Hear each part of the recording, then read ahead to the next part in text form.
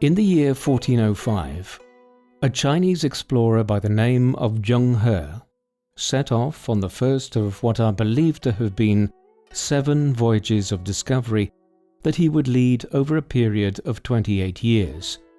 Scholars remain deeply divided as to where he went to. One book has even argued, based on the appearance of elements of Far Eastern flora and fauna in various places around East Africa and the Americas, that Zheng He and his armadas travelled across the Pacific Ocean, perhaps even traversing across Central America to the Caribbean. This theory is not widely accepted, though there is no doubt that Zheng He did lead expeditions that travelled widely around the South China Sea into the East Indies and beyond into the Indian Ocean. His mission was trade and the development of diplomatic ties with foreign powers. Here was a major expression of the strength of Ming Dynasty China, the family that had come to power a half-century earlier and which was rejuvenating China into a major power in the Far East, after a century and a half of domination by the Mongols and their descendants. China was back in the world and affirming its power. Yet many challenges awaited. There were all sorts of groups waiting to attempt a press on China's borders, whether from Manchuria in the northeast, the Turks and the Mongols to the west, or the pirate fleets that dominated the South China Sea for centuries. Soon, the first Europeans, with their sophisticated technology and guns, would also arrive. Could the Ming Dynasty survive all these challenges? This is the story of that dynasty and how it first prospered and then declined, ushering in huge changes in the history of China. By the time the Ming Dynasty came to power in the middle of the 14th century, China had been home to one of the world's oldest civilizations for thousands of years. There were 4 main regions along the Tropic of Cancer that the first advanced cultures began to develop within the 4th and 3rd millennia BC, because climatic conditions here were ideal for agriculture after the last ice age: Egypt, Mesopotamia, the Indus Valley, and China. Certainly there were other formidable societies elsewhere in the thousands of years prior to this, but it was in these 4 areas that writing systems began to evolve, as did the use of the wheel for both producing pottery and transporting goods. Advanced agriculture also led to the emergence of the first cities with tens of thousands of inhabitants and a high degree of commerce, government organization, and an organized religious belief system. In China, this culture was centered on the east of the country, along the coast of the Yellow Sea and the course of the Pearl, Yellow, and Yangtze rivers. Early Chinese history is a mix of myth and lore. We do know that after an era known as the 7 Warring States period in the middle of the 1st millennium BC, much of the country was unified into the Qin Dynasty Empire that ruled most of eastern and central China for just over 400 years. Thereafter, Chinese history is divided up into periods depending on which dynasty ruled over it. For instance, the Tang Dynasty ruled over most of what is now eastern, central, and northern China between their rise to power in 618 AD and the fall of the dynasty in 907 AD. The Ming Dynasty would be just one of these dynasties, though a very powerful and consequential one amongst many. These Chinese dynasties always faced threats from outside, and it was this spectre of foreign intervention which facilitated the rise to power of the Ming Dynasty in the first place. Taking the example of the Tang Dynasty, though ruling much of China for several hundred years, the Tang had faced attacks from invasions of Turkish groups during the Turkic migrations that saw these people of Siberia and Outer Mongolia migrating east and west to conquer and occupy large parts of Asia. In the case of China, the Tang finally managed to stave off their attacks, though much of northwestern China to this very day remains primarily inhabited by Uyghur Turks rather than Han Chinese people. It was in order to limit the threat posed by these nomadic invaders from the north and west that successive Chinese dynasties had built sections of the Great Wall of China across the north of their lands in ancient times. In the 13th century, a new and much more deadly foe descended on China. The Mongols had been united by Genghis Khan and were in the process of conquering all of Asia from the early 13th century. They made their first incursion into China in 1205. It was a slow process to conquer all of China, as Genghis and his successors were often distracted by events far to the west, where the rich cities of Central Asia and the Middle East were just as valuable as targets. Eventually, Beijing was taken in the mid-1210s, though elements of the southern Song dynasty managed to hold out in southeastern China for another half a century after this. By the 1270s, the Mongols completed the conquest of China, and a new Mongol dynasty, headed by the famous Kublai Khan, was proclaimed as the new dynastic line of China. This was the Yuan dynasty, which transliterates as Great Mongol State. Although Kublai was an enlightened ruler who encouraged trade and adopted many elements of Chinese culture, the Han Chinese never forgot that they were ruled by a foreign people. Soon, the Ming would liberate them from their metaphorical chains. While Kublai Khan's reign had been a golden age of Mongol rule in China, the 14th century that followed was an era of change and strife all across Eurasia. Plagues and famines were rife, as extreme weather conditions and the spread of the Black Death or bubonic plague brought mass death to broad parts of both Asia and Europe. China was no exception. As the difficulties the Chinese people were experiencing multiplied, dissatisfaction with Mongol rule or the Yuan dynasty increased. This mirrored a pattern found elsewhere across Eurasia. As Genghis Khan's great-grandsons and great-great-grandsons emerged, often as poor rulers in line with dynastic decline, opposition to their rule grew and new dynasties emerged. For example, on the other side of the Himalayas in Central Asia, a Turkic Mongol warlord named Timur would soon overthrow the Chagatai Khanate and other successor states to Genghis's empire there and build new empires of their own. In China, by the 1350s, the leading members of the Yuan dynasty had lost all claims to lands in Mongolia and further west, while warring members of the dynasty had effectively descended into civil war. Several Yuan emperors came and went, often only ruling for a few months or years before they were overthrown. In this crisis, a new native Chinese warlord by the name of Zhu Yuanzhang, a son of a poor peasant from eastern China, emerged to begin conquering a substantial block of territory in southern and eastern China. He was a former monk with a strong understanding of the traditions of Chinese society and how to build up a new power base there.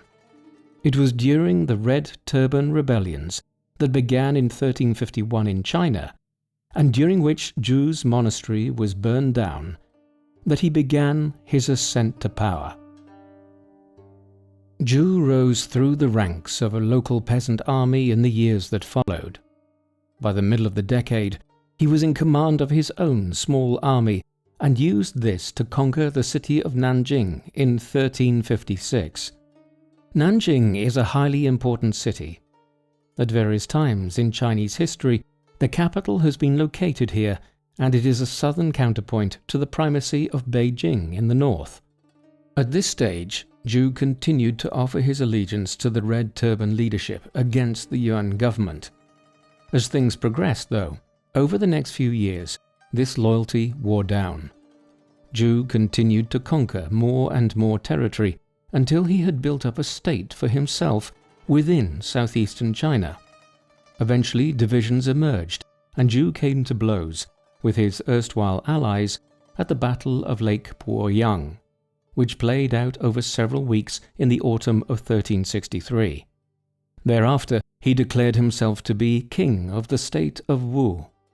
Further campaigns followed, and in 1368, Zhu largely unified southern and eastern China under his rule. It is from this year that the Yuan dynasty is typically said to have ceased to exist, as the rulers of China changed and a new era began. The name of the dynasty which Zhu founded in 1368, the Ming Dynasty, derives from a Chinese term which transliterates as shining or luminous, a title designed to instill hope in the Chinese people after decades of crisis at the end of Mongol rule. It also reflected Zhu's religious background and his time as a Buddhist monk. Zhu also claimed an imperial title, a long practice of Chinese emperors. He would be known as the Hongwu Emperor, a term which translates roughly as very martial, in reference to his military conquest of Yuan China. Hongwu went on to rule for 3 decades, down to 1398. Most of his reign was concerned with cementing his control over the more wayward parts of China and ending the Mongol threat, while others involved establishing a new system of government after a century and a half of foreign rule. It is important to get a sense of the empire which the Hongwu Emperor and his successors ruled over and how they contributed to its changes. Demographic information at this time is largely guesswork. Nevertheless, most historians of Ming Dynasty China argue that the Chinese government ruled over somewhere between 90 and 100 million people. Most of these were subsistence farmers who produced rice and other crops in the provinces, though there were substantial cities and towns as well. They needed to be managed in order for a state like Ming China to function. Without taxes, government either would have to resort to theft or die out. Luckily, in the case of Imperial China, there were centuries of experience of bureaucratic activity. A civil service, professional military, and the imperial staff provided the means to try and govern the country effectively, collect taxes, and rule with a firm hand. In Nanjing, the first capital, and later Beijing, the primary capital throughout most of the Ming Dynasty era, the government had a small council or secret council of advisors, much like the privy councils that appeared in parts of Europe in the 15th century and which became the basis for much of the idea of the modern government cabinet. Below this was a highly complex system within the imperial palace, where, for instance, specific individuals within the military and civil service were granted an audience with the reigning member of the day to seek redress on a particular issue. The court was a closed environment in which ideas and debates on policy matters could take place without much delay. But when it came to managing the vast country as a whole, a system soon came into being whereby post could be transported from somewhere like Beijing to Nanjing in a matter of a week or so. Such was the effectiveness of Ming government. A succession had characterized the last years of the Hongwu Emperor, and questions remained over who would succeed going forward even after he died in 1398. This was because the Hongwu Emperor's eldest son and heir designate, Zhu Biao, predeceased his father and died in 1392, opening the succession question up. Zhu Biao had a son himself, Zhu Yuanzhang, but he was only 14 years old when his father died, a young age for someone to succeed to the throne, especially when Ming rule had only been so recently established. The emperor had other sons who were older and more competent that also stressed their claims to the throne. One of these was Zhu Di, who was born in 1360 and who was in his 30s by the time the succession question became an issue. His father had sent him north to Beijing to oversee the full reduction of the northern provinces to Ming rule in the 1380s, and he therefore had many years of experience of government too. Nevertheless, the idea that the firstborn son should always succeed prevailed, and since Zhu Yuanzhang was the eldest son of the Hongwu Emperor's eldest son, when his grandfather died in 1398, the throne passed to the younger man.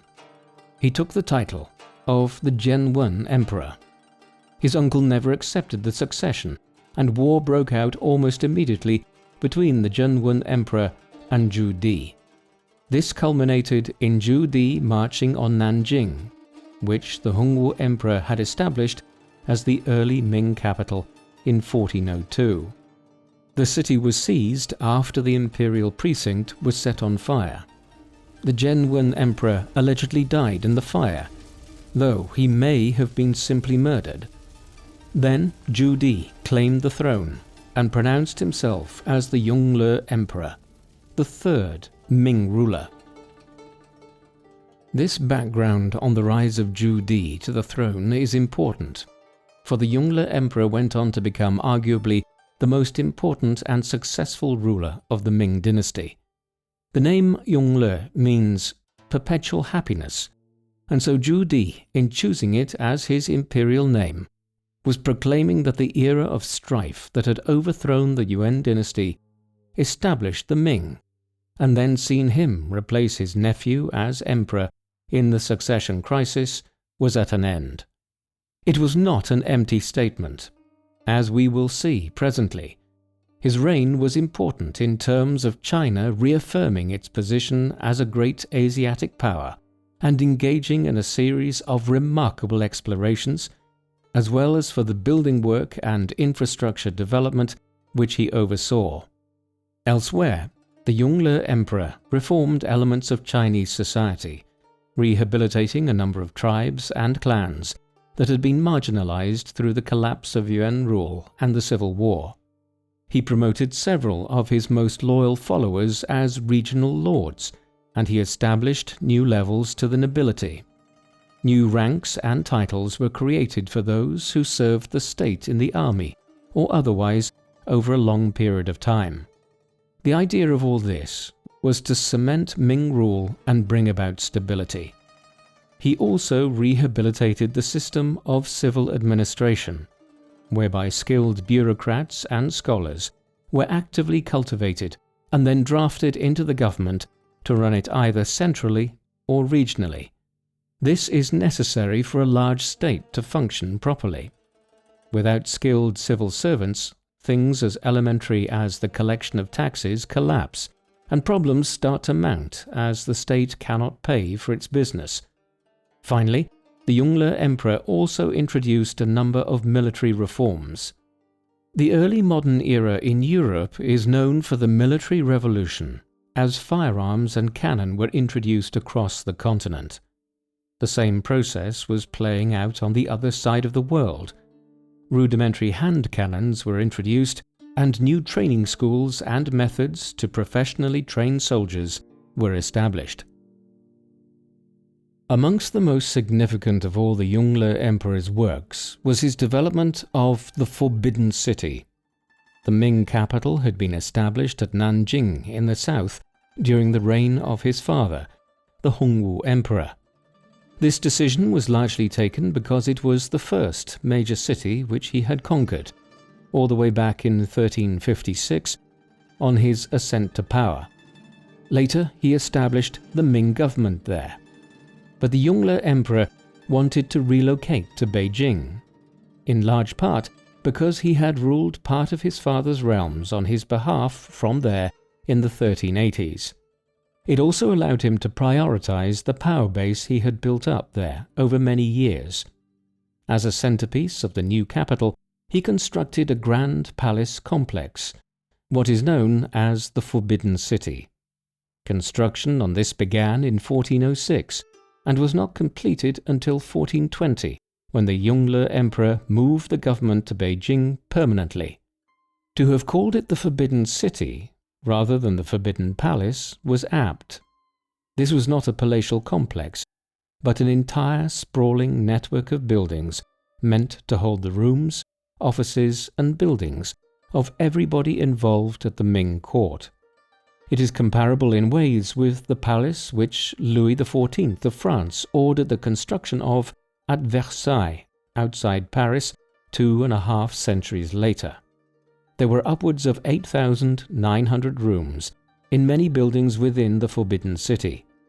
It is believed that up to 1 million workers endeavored on its construction at any one time. As imposing as the amount of buildings are, the core of it is the Hall of Supreme Harmony, which makes up about 15% of the entire complex, while there are an immense array of other buildings north thereof. The Forbidden City would remain the seat of government, almost without interruption, down to the early 20th century, and still plays an important role in Chinese political history to this day. Another key development in the early days of the Yongle Emperor's rule was the restoration of the Grand Canal and the expansion of the canal system. The origins of this go back to ancient times. China is a land of rivers, 3 great ones especially, the Pearl, Yellow and Yangtze rivers, which run from the coastal regions in the east hundreds of kilometers westwards into the interior. Smaller rivers branch off these and have made extensive agriculture possible in China since ancient times. The country's great cities were also built along the course of these rivers. Transport around the country was aided from early on by the building of artificial rivers or canals between various rivers. This made it much easier to travel north and south in the country in the way which the rivers already allowed one to do from east to west. The Grand Canal had been built as far back as the 5th century BC and eventually ran all the way south to Ningbo on the southern side of Hangzhou Bay from the city of Shanghai. Over the centuries, it had been damaged in a variety of ways, both through neglect and natural disasters. The Yongle Emperor consequently ordered a complete restoration of it, beginning around 1411. This was for practical purposes. Difficulties were being encountered transporting grain around the river and canal system, and work needed to be carried out. What took place went beyond remedial repairs. Records suggest that over 150,000 workers were employed for several years to dig new artificial lakes and dams, to dredge parts of the existing canal and erect new canal locks. The work transformed the canal system, updating it after a millennium of neglect. It also facilitated the Yongle Emperor's political agenda. As he began work on the Grand Canal, he was already considering moving the capital from Nanjing in the south to Beijing in the north. By redeveloping the Grand Canal, the terminus point of which in the north was Beijing, he recalibrated the trade networks of his empire as well and orientated the economic life of China towards Beijing. The Grand Canal project was undertaken at the same time that the Yongle Emperor was overseeing one of the most remarkable episodes in pre-modern Chinese life. Beginning in 1405, the Yongle Emperor financed the sending out of 7 so-called treasure voyages, far and wide around Southeast Asia and beyond to the Indian Ocean. These were led by a Chinese court figure by the name of Zheng He, who was a favorite of the emperor. A former Muslim who had been captured by the Chinese in his youth and who had later converted to Chinese social mores and ideas, he was a good choice for these overseas voyages as someone familiar with other cultures. The voyages had multiple aims. The Yongle Emperor evidently wished to extend Chinese diplomatic connections and foster the imperial power of the Ming Dynasty around Asia. They were also information-gathering exercises, perhaps with the goal of expanding Chinese power further west or south into the East Indies or towards India. A lot of hearsay and myth has become attached to the voyages, with some studies arguing that Zheng He explored the Americas long before Christopher Columbus did so at the end of the 15th century. but there is no actual evidence to support this theory. Instead, Zheng He's first voyage, which left China in 1405, sailed south to the East Indies and then west to Sri Lanka, before returning home in 1407. The others followed similar paths. In 1414 and 1415, one tiptoed around India and then along the coast until reaching the mouth of the Persian Gulf. In the early 1420s, Zheng He's most ambitious of all voyages arrived at the Horn of Africa, around modern-day Somalia. What was perhaps most spectacular about these voyages was the sheer size of the ships and the number of ships and men involved. The routes themselves were well established, and the Chinese knew a lot about the Indian Ocean from Indian and Arab explorers who had been using these as trade routes for hundreds of years. Here was a clear demonstration to the world, though, of Ming power, a half a century after the dynasty had claimed power in China from the Mongols. Zheng He's expeditions were ultimately about establishing or renewing contact with rulers around Asia. As he went along, Zheng He stopped in various places to hold embassies with leaders in Southeast Asia, India, and parts of the world further afield. Several of these were within zones of interest that China considered part of their imperial dominion. For instance, Chinese interference in parts of Indochina, particularly around modern-day Vietnam, stretched back hundreds of years. This was a feature of Ming rule, the idea of presiding over an empire that was centered on China, but which had tributary states further afield, either in Indochina, the South China Sea towards the East Indies, or on land towards Tibet, Mongolia, and north towards Siberia. The degree to which the Ming actively controlled any of these places, or were able to extract tribute from perceived vassals there, is a matter of debate. Clearly, at certain points, they were ruling more effectively over lands to the west and north. European visitors to China sensed this. When Portuguese, Italian, and Dutch ambassadors, missionaries and merchants like Matteo Ricci, an Italian Jesuit, first began arriving to China in the early 16th century, they perceived it to be a kingdom. Yet their views evolved so that before long they suspected that the emperors expressed a form of imperium, that is, a multi-level empire in which parts were ruled directly and more peripheral parts were held in obedience using local rulers who paid tribute to the emperor of the day. The most tangible element of this was Ming incursions into Tibet. Chinese designs on conquering Tibet, or at least establishing its rulers as vassals, dated back to the Tang Dynasty. Relations were established between the Tang rulers and the Tibetans in the 7th century AD, and thereafter the Chinese tried to exert influence in the region. They managed to acquire tribute from the Tibetans from time to time. It was not an easy process, as the Tang dynasty often faced threats to its own security from the Turks, invading their western and northern borders. Tibet was geographically challenging to control as well. In China, most of the profitable farmland and the major cities are in the eastern half. Cities like Beijing, Shanghai, and Nanjing. The further west one goes, the more one enters desert-like, thinly inhabited lands, that then gives way to mountainous terrain towards the Asian steppe. It was difficult for all pre-modern Chinese rulers to exert control over lands this far into the interior. Tibet proved such a case for the Ming. Ming influence here was fragmentary. From time to time, emperors sent out missions to exact tribute, or to more comprehensively establish Chinese rule.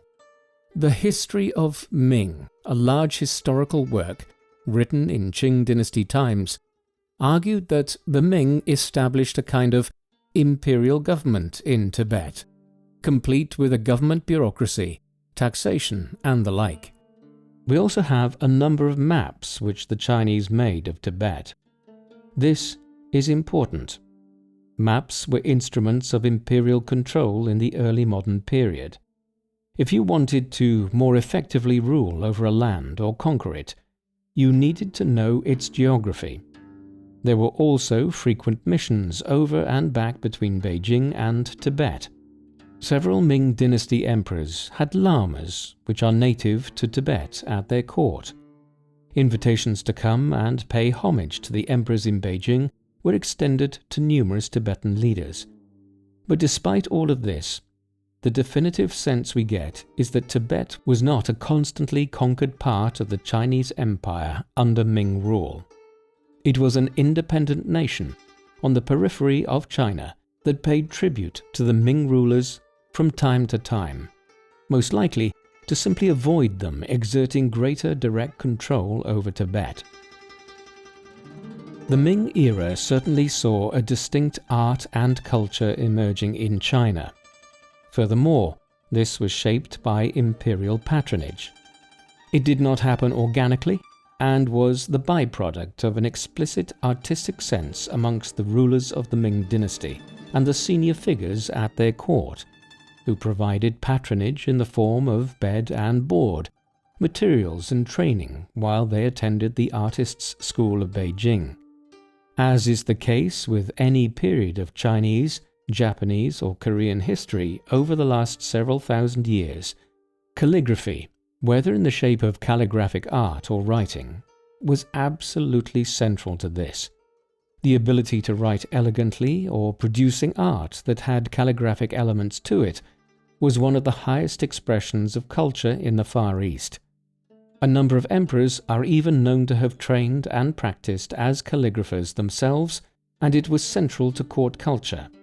Across the 3 centuries of Ming rule, there were very esteemed calligraphers employed at the Ming court, from Song Ke and Sun Zan in the earliest days of the Ming to Dong Chang at the end of the Ming era. The latter was a particularly revered character. His calligraphic landscape paintings were sophisticated expressions of the form. He also wrote about the theory of Ming culture and art. The abilities of these calligraphers were promoted through schools, where they were trained in Beijing under imperial patronage. Ming culture was not simply about calligraphy. There was a vibrant literary and material culture beyond this. For instance, there was a lot of poetry and short stories composed in China between the late 14th and early 17th centuries. The Ming emperors were also interested in patronizing both historians and scholars of various other subjects. An immense work, in line with the Yongle Emperor's enormously active and productive reign, was the Yongle Encyclopedia.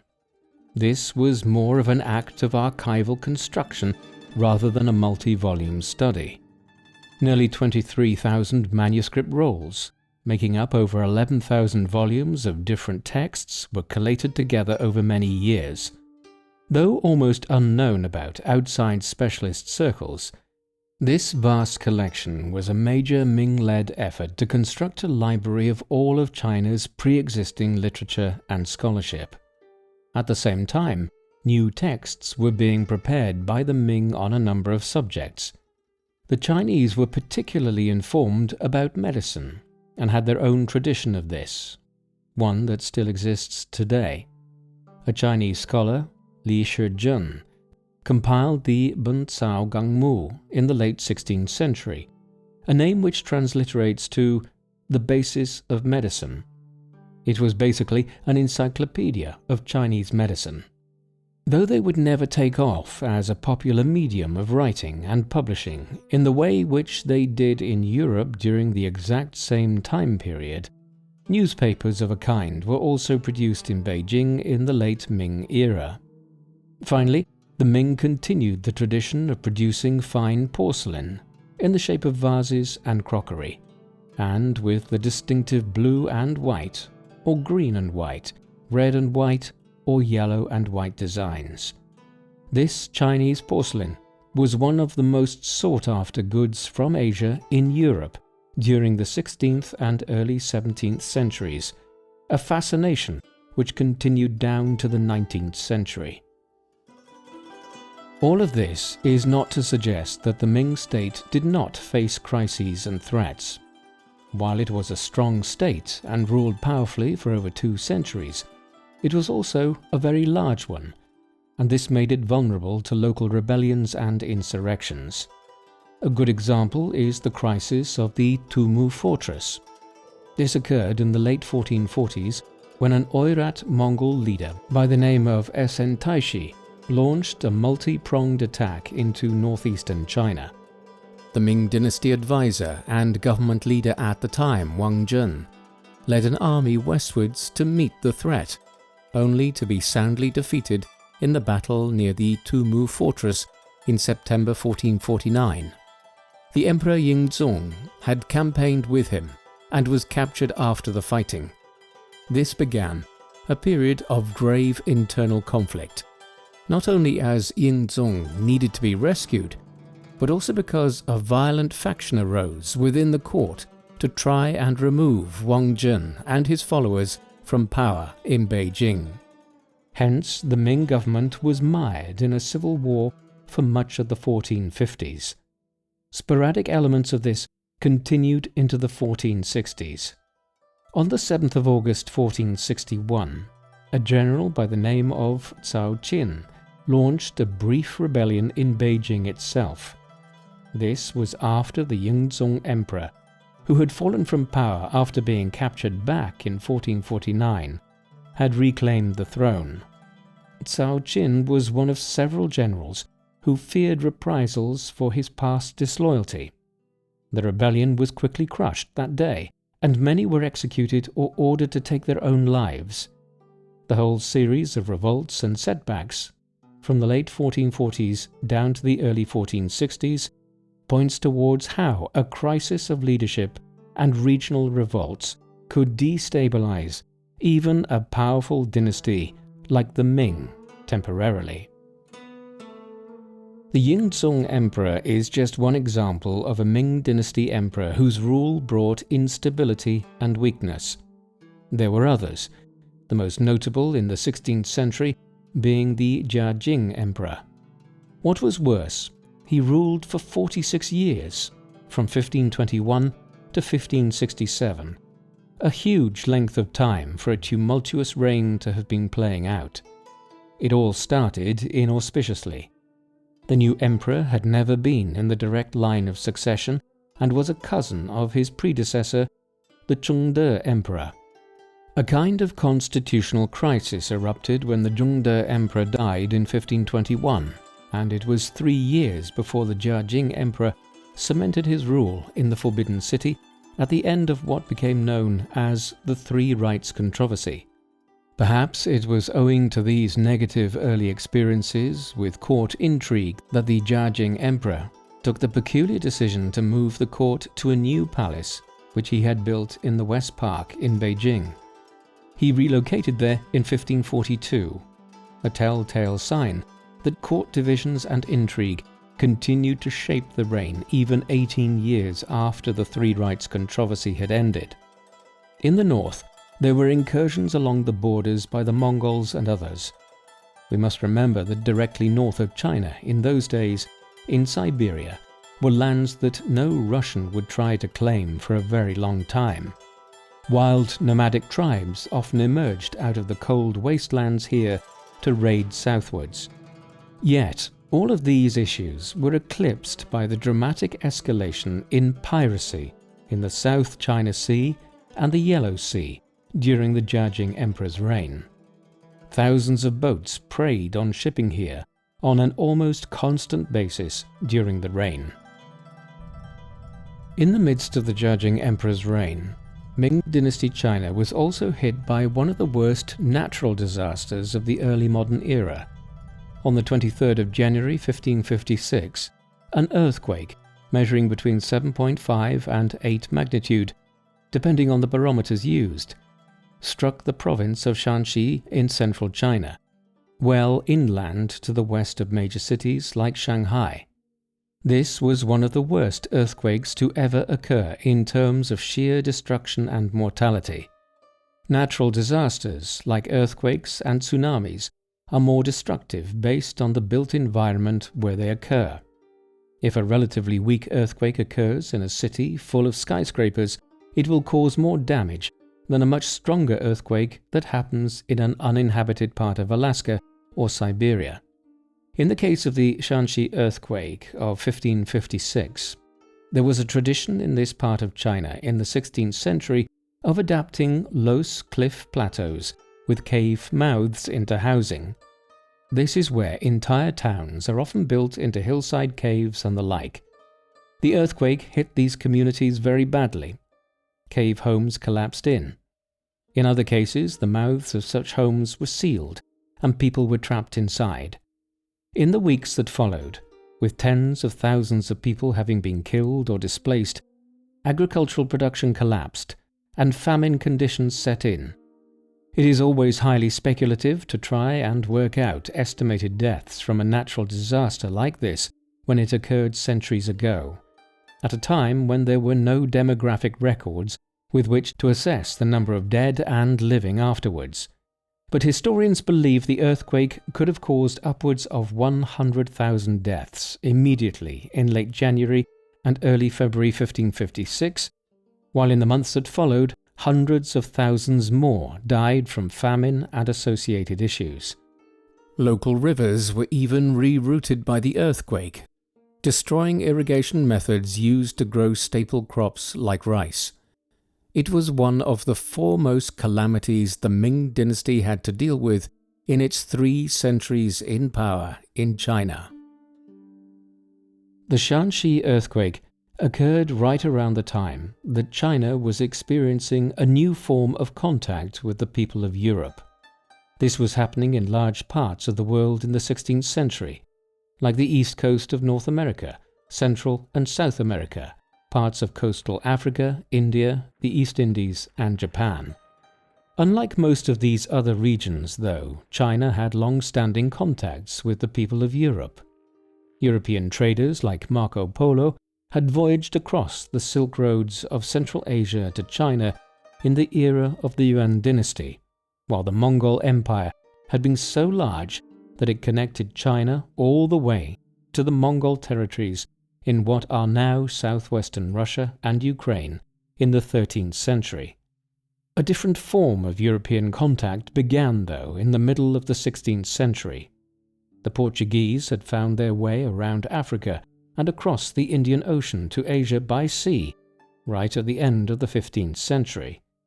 After decades of tiptoeing their way further east to the East Indies, they began showing up in the ports of southeastern China like Macau. These were also a new kind of European. In Marco Polo's day, the Europeans who travelled thousands of kilometers across Eurasia were primarily traders. The Portuguese in the middle of the 16th century were more often led by Catholic missionaries or aggressive agents of the Portuguese crown.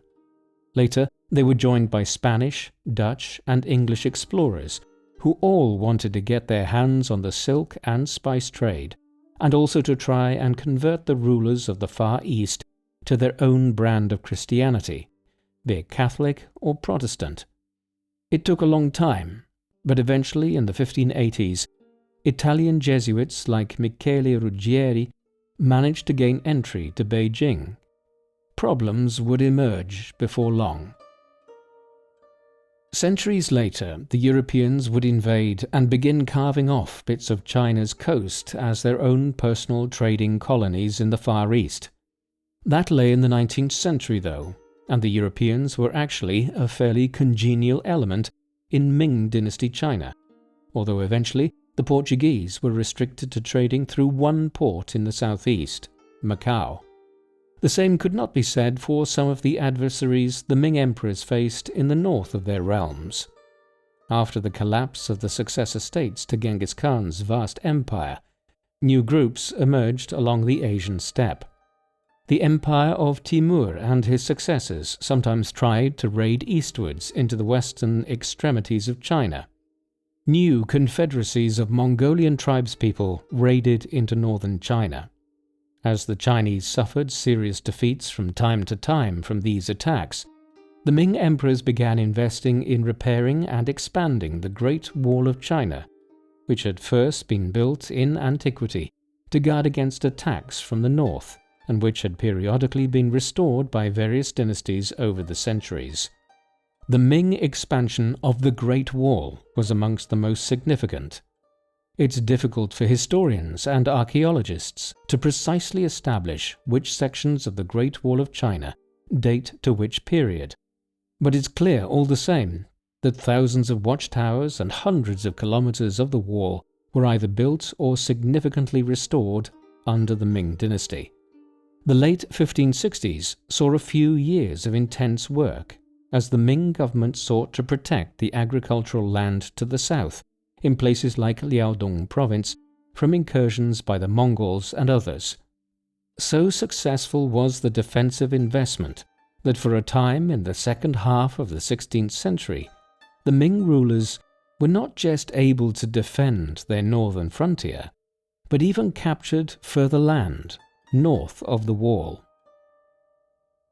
The investment in rejuvenating the Great Wall was primarily undertaken to protect against incursions from the Asian steppe and Mongolia. However, the crisis of Ming rule and the Ming Dynasty, when it finally came, did not emerge from there.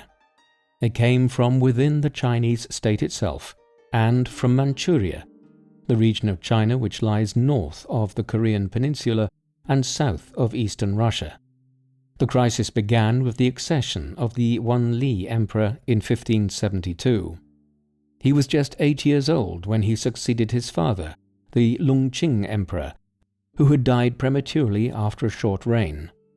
The accession of an emperor who was just a child created problems in and of itself, while the state was also facing multiple crises brought about by the fallout from the Shanxi earthquake, agrarian crises, and other issues. At first, things stabilized. China experienced a growing level of trade as the Portuguese and others desired to acquire large amounts of silk, jade, and Chinese pottery from the southern ports. The rise of the Mughal Empire in northern India had also created more stability in the subcontinent, which facilitated trade there too. However, once the emperor came of age in the 1580s and began to rule in his own right, problems began. He was a weak ruler who relied on poor advisors and created unrest in the provinces. In 1592, the Ordos campaign or Ningxia campaign began, a major revolt in the northwest of China. The Japanese also attempted several attacks on mainland China and tried to prise the Korean peninsula into their sphere of influence. It was the beginning of a period of escalating crises and rebellions, which over a period of half a century would bring about the end of the Ming Dynasty and the rise of a new power to rule China. The Yongle Emperor ruled until 1620 after a 48-year-long reign, the longest of any emperor of the Ming Dynasty. He was succeeded by his son, the Chongzhen Emperor, who died after only a few weeks, under possibly suspicious circumstances. He was then succeeded by the Tianqi Emperor, an eccentric ruler who spent much of his time studying carpentry. It was no time for woodwork. In Manchuria, the region north of the Korean peninsula, the Jurchen tribes, who considered themselves to be ethnically distinct from the Han Chinese people of eastern China, were uniting to become a powerful confederacy. Surviving accounts by both Chinese and Korean writers from the 16th and early 17th centuries describe the Jurchen as a distinct people, who looked different and followed different customs. In this sense, what was about to play out between the 1610s and 1640s was similar in some ways to the Mongol conquest of China back in the 13th century. It had the feel of a foreign people from the north invading and conquering China. In the case of the Jurchen people, they had been largely united in a substantial confederacy around the turn of the century by a ruler named Nurhaci. He was succeeded by his son, Hong Taiji, around 1626. These rulers referred to themselves as the Jin or Qing dynasty. It was also around this time that references appear to them as not just the Jurchen people, but as the Manchu, reflecting their origins in the Manchuria region. Around 1635, Hong Taiji would formally announce the creation of a Manchu Empire and a Qing dynasty, one which was rapidly beginning to challenge the Ming for control over northern China. It was the apex of a quarter of a century-long period in which the Ming dynasty would be brought to an end and replaced by the Qing dynasty of Manchuria. The Jurchen of Manchuria and the Qing dynasty did not replace the Ming dynasty as the rulers of China overnight. It was a gradual process that occurred over nearly 3 decades, beginning in the mid-1610s as the Jurchen began to unify and only finally concluding in 1644 when the Qing era is officially designated as beginning in Chinese historiography. A major event in this process occurred in May 1618 when Nurhaci, Hong Taiji's father, announced the 7 grievances, a series of complaints through which he renounced Ming rule over Manchuria. He argued that the Ming had violated the terms through which they ruled Manchuria and that any loyalty to them was now voided. This began a gradual war of attrition in the northeast of China that led to the expansion of the fledgling Manchu state. Much like any quasi-nomadic state without a history of ruling over large tracts of territory, at first this was a small affair, but through the early 1620s, the Jurchen co-opted experienced bureaucrats and more soldiers into its ranks and began acquiring more and more territory. By the time Nurhaci died in 1626 and was succeeded by Hong Taiji, the Jurchen were conquering large parts of Ming China. He also set up the banner system, which would come to dominate Qing Chinese society down to the early 20th century. At first, Hong Taiji's priority was moving west out of Manchuria, and so much of the late 1620s and early 1630s was spent moving across northern China towards Outer Mongolia. He also expended some resources on sending expeditions north to the Amur region of what is now the far east of Russia, and also south into the Korean peninsula, but he acquired much of northern and central China as well. In the process, a legacy Ming dynasty state, known as the Southern Ming, developed in southern China. The Qing dynasty gradually conquered all of northern China in the 1630s and early 1640s. The conclusion of this was the Jiashen incident of 1644, known in some studies as the Battle of Beijing. It is known as the Jiashen incident as the attack on Beijing was led by a peasant leader who had allied with the Qing and whose name was Jiashen or Li Zicheng. The Qing cause had suffered a setback a year earlier when Hong Taiji died and was succeeded by his son, the Chongzhen Emperor. The only problem was that the Chongzhen Emperor was 5 years old and not exactly well placed to act as a military commander who could complete the war against the Ming. The responsibility consequently fell to several Qing commanders and to Jiashen as the head of an allied peasant army. There was no real battle to speak of in order to seize Beijing. The Ming dynasty government was so low on morale by that time that an agreement was reached with one of the palace eunuchs to open one of the main gates of the city, and Jiashen led his men in. The last of the Ming dynasty emperors to fully rule over China, the Chongzhen Emperor, is believed to have taken his own life, and the Chongzhen Emperor, who had turned 6 by then, was proclaimed as the first Qing dynasty emperor of all of China. It wasn't quite so clear-cut. supporters of the Ming did manage to carve out their own state in southern China after 1644 and managed to continue the war down to 1662. But after 1644, the Qing dynasty was effectively in power and the Ming were at an end.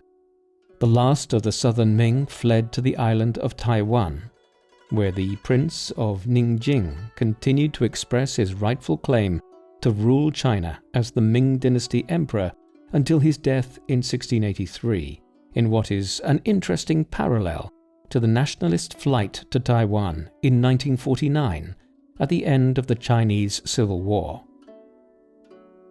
The Qing dynasty would rule China for just over 2.5 centuries, down to 1911. They encountered mixed successes. The Qing are usually characterized as reflecting China's comparative decline by comparison with Europe, typified in the manner in which the European powers, Britain, France, and Russia in particular, began interfering in a nakedly aggressive way in China's affairs from the late 1830s onwards, even occupying Beijing in 1860.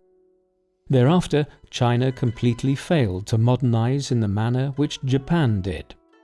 Instead, it descended into half a century of crisis and decline, which led eventually to the end of the Qing and the inception of several long-running civil wars.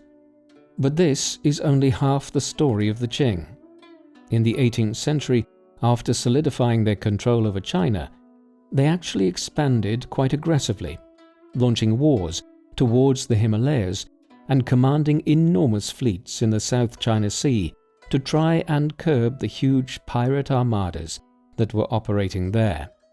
The long rule of the Yongle Emperor between 1735 and 1796 was, in particular, a golden age of Qing imperial rule.